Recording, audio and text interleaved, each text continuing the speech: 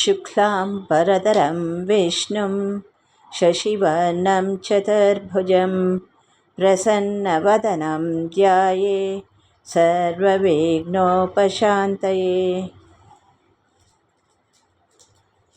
सरस्वती नमस्तुभ्यं वरदे कामरूपिणीं विद्यारम्भं करिष्यामि सिद्धिर्भवतु मे सदा।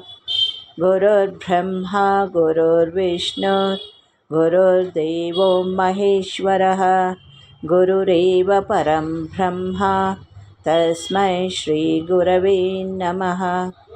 ईश्वरो गुरुरामेति मूर्तिभेदविभागिने व्योमवद्व्याप्तदेहाय दक्षिणामूर्तये नमः।